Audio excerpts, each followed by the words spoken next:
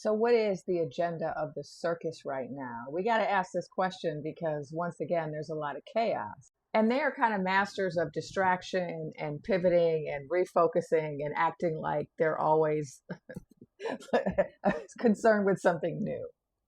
You know, the dog saw a squirrel approach.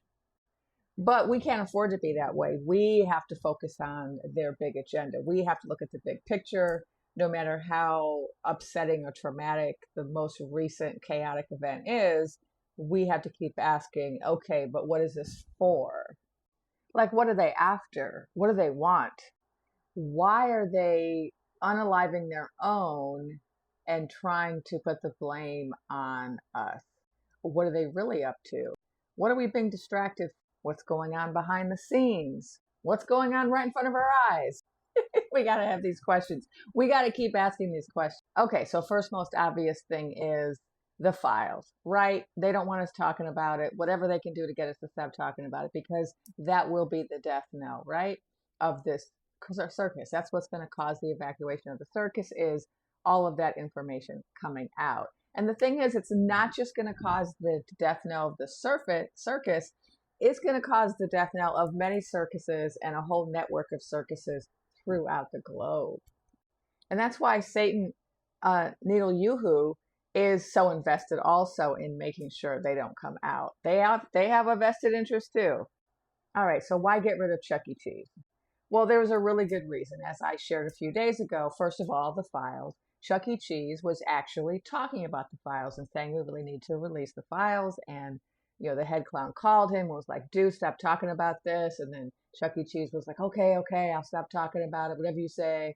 And then his followers were like, no, dude, no, we are not letting this go.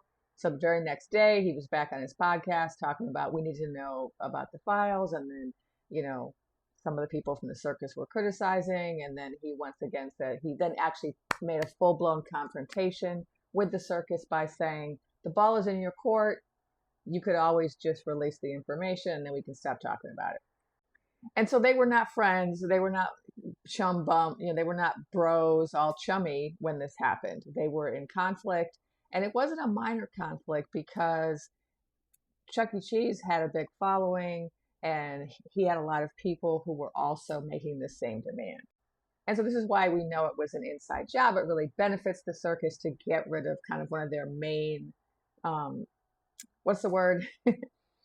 Their main threats, really, one of the main threats.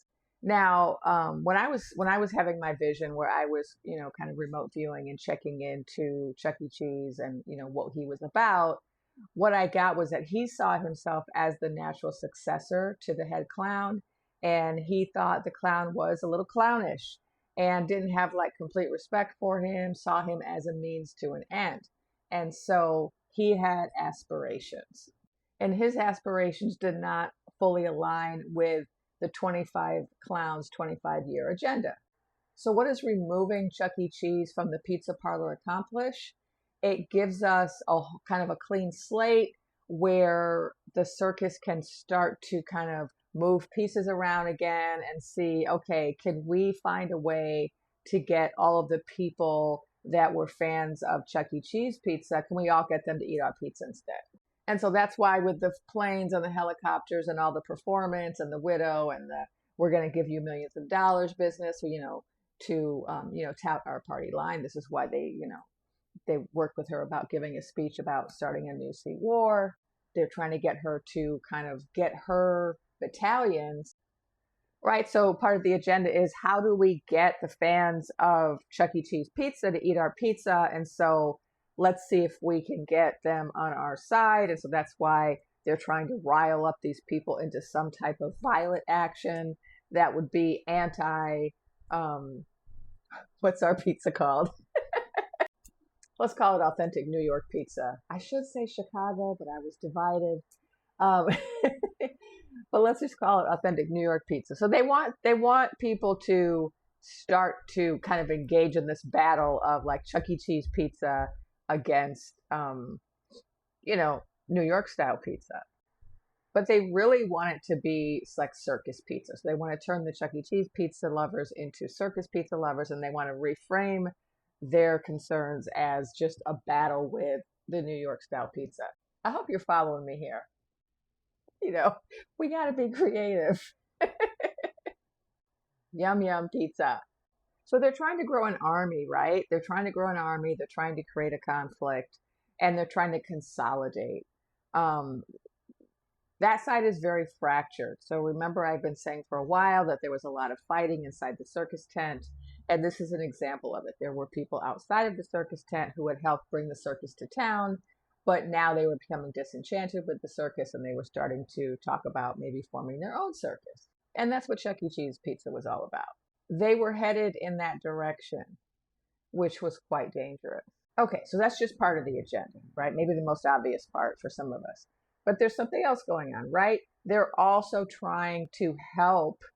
They're also trying to help Rasputin in his battle against the I forgot the name, against Europa, right? And so he has real big aspirations about battling Europa, and the head clown is trying to pretend for quite some time that he's on the side of Europa and he's going to try to be a peace broker or whatever. But in fact, he's not. He's on the side of Rasputin, and so he is also trying to engage in that kind of stealthily assisting Rasputin in his battle against Europa. So we've seen all of these incursions into Europa airspace over the recent days at the same time that we've been preoccupied with Chuck E. Cheese. So I do want to reassure people that I have consistently not seen a WW and I have not seen a CW. But what I have seen is us coming close in regard to both, right? And so what we're seeing is right now coming close to that WW. And what I was shown was little conflicts all over the place, and also within our own realm, skirmishes, not battles. And really, it could be argued that we're already in a type of CW, right? It's just that it's not like everybody in the realm fighting everybody, at least not physically. But we do have a flashy type of battle happening, right? Where lots of people are being targeted and kidnapped, and And so what's another part of the agenda right now is clamping down on speech and identifying political enemies. So you may recall that I mentioned this in August, that one of the things that I was shown was that the head clown was going to be really focused on eliminating political rivals. And we might normally think, oh, that probably means somebody on the authentic New York style pizza side of the aisle, but no. It means any and all enemies.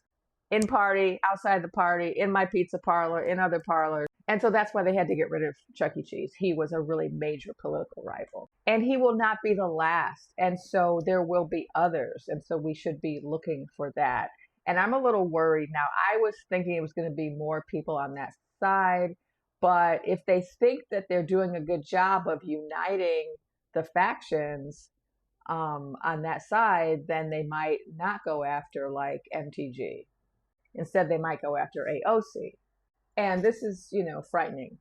But they definitely are planning to go after people. And so this is why we're seeing this week that people are being removed from their jobs and threatened because they are being perceived as political enemies.